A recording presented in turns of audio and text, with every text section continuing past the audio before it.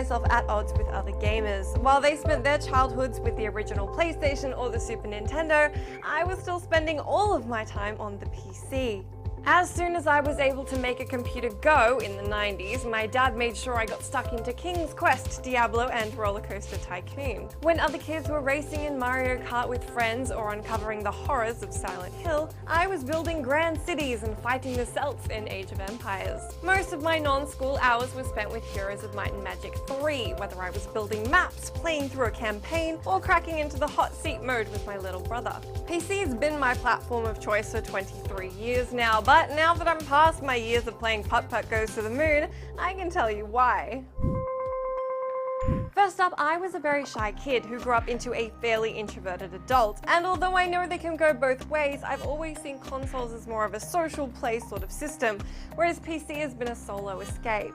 Even now, while it's awesome to get stuck into Mario Kart 8 with friends or family, personally it just doesn't compare to getting lost in the thriving and narrative-laced worlds of adventure games and RPGs on PC by myself. It's an interesting thing to be spending time in this script talking about the wonder of the single-player experience, when the giant publishers are so heavily pushing gamers to embrace social gaming. It was most apparent during this year's E3, where almost every gaming experience from Assassin's Creed to The Division is being pushed on gamers as a play with your friends deal. Sony even came out to say that 95% of PlayStation 4s are connected to the internet. I can tell you my original fat PS3 has probably spent all of 95 minutes connected to the internet, and all of those were to install updates. E3 is typically a console-oriented show though, so the big social push makes sense. On the solo side of the spectrum, there's something nice about the breadth of single-player experiences offered on PC. It's where point-and-click adventure gaming was born and bred, taking the rich narratives of books and movies and making them into interactive game worlds. The PC took the very social pen-and-paper RPGs like Dungeons & Dragons and made them magnificent solo experiences like Baldur's Gate and Planescape Torment. While eventually social gamers could have multiplayer experiences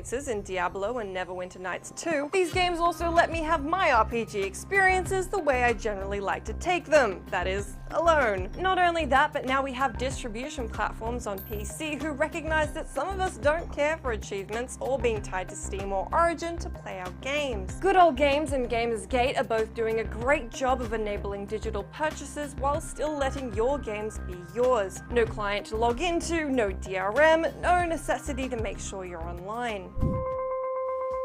Whilst I could go on and on about the enjoyment and wonder involved in cracking into a game by oneself, I'll move on to something that I think is probably a more widely shared reason for PC preference: precision. I'm gonna start this off by saying I freaking suck at shooters with a gamepad. I have had barely any experience, and boy does it show. So now you know that up front, I can say that the control scheme and flexibility of a keyboard and mouse is so much better, at least for me and a lot of my friends. There's a certain precision that you can get with a mouse that the controller is still yet to emulate. The struggle for strategy games to find a comfortable home on consoles is a pretty good testament to that. Aside from that, even though controllers like the PS4's new DualShock 4 feel incredible and are super optimized for comfort and intuitiveness, I'd still rather have the 103 keys on my keyboard as opposed to the 16 buttons on a controller. Yeah, I actually counted all the keys on my keyboard for that one. It was a fulfilling experience. Anyway, last up, I'll let you know about my favorite, and probably a lot of people's favorite thing about the PC: the game selection.